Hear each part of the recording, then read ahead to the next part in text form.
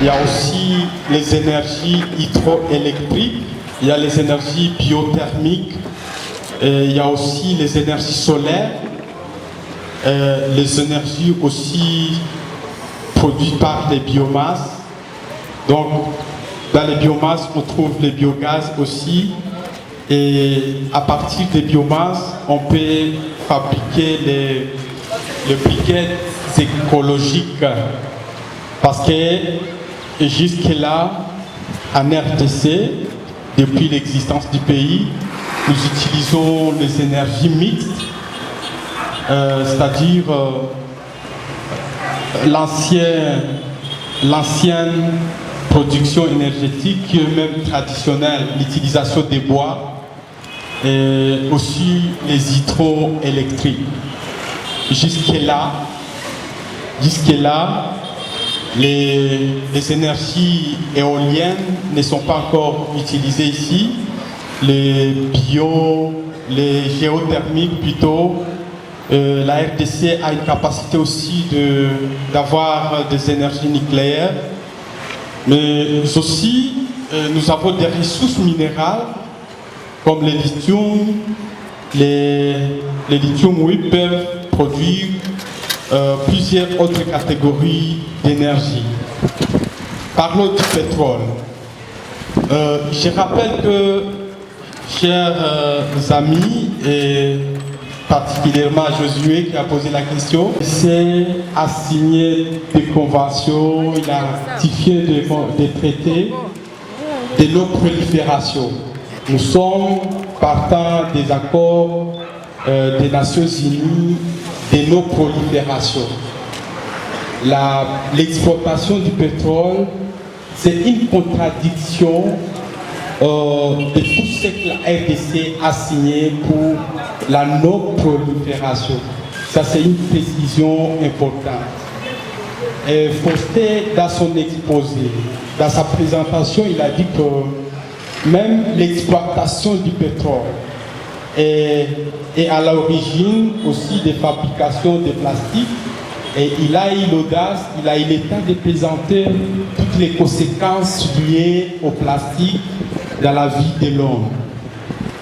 Mais aussi, il est important de dire que partout dans le monde où il a été fait une exploitation du pétrole, tout autour du site même, la vie n'a pas été bonne, si je peux le dire dans les termes les plus simples. Là où il y a exploitation du pétrole, il n'y a pas l'agriculture, il n'y a pas l'élevage, l'eau est polluée, l'air est pollué et la vie devient de plus en plus compliquée. Et là, j'ai fait allusion aux pays comme le Nigeria, où autour des sites d'exploitation du pétrole, il y a une pauvreté extrême. Ça, c'est une précision. Et à part le Nigeria, il y a beaucoup d'autres pays où on exploite le pétrole, la vie n'a pas été toujours aisée. Si il est possible, donc en 2022, via l'ancien ministre des hydrocarbures, Didier Boudimou, qui a lancé un appel aux enchères de la vente de 27 blocs pétroliers et 3 gaziers.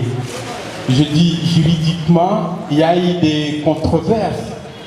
Il y a eu des controverses et des contradictions. La RDC,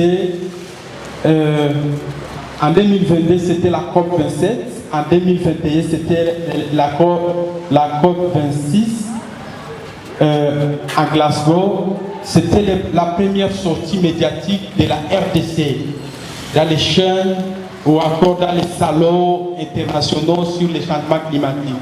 C'était la première prise de parole de la RDC où Tshisekedi Félix a dit que le pays était un pays solution, la RDC, parce que nous disposons des ressources naturelles capables de jouer un rôle très important sur les effets du changement climatique, mais aussi dans la recherche des solutions par rapport au changement et aux impacts du changement climatique, si je peux le dire ainsi.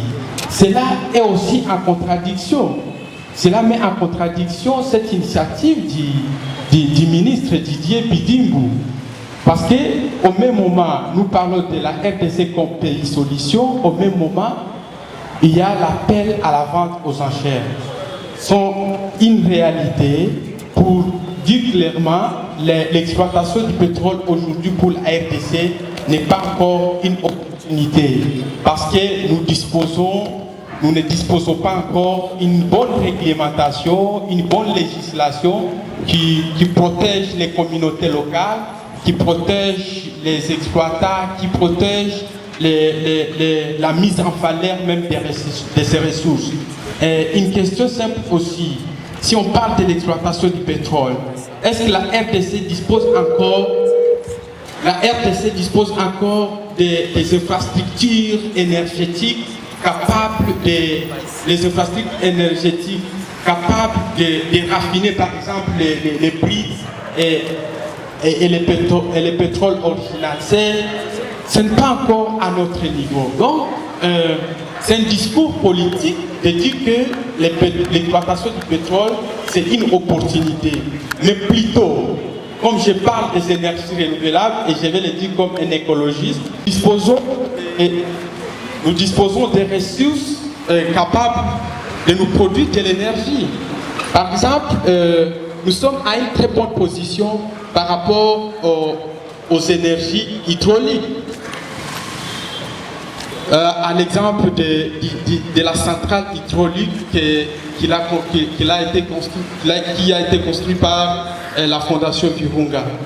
Aujourd'hui, Goma a une très belle image le soir parce qu'il y a une initiative de la Fondation Virunga. Et la RDC dispose des ressources naturelles, les eaux, les lacs, les rivières, qui soient capables de nous produire de l'énergie un peu propre, qui ne modifie pas, qui ne fait pas une grande modification à l'environnement. Et nous avons aussi les énergies éoliennes qui peuvent être développées en RDC et qui peuvent produire beaucoup d'énergie.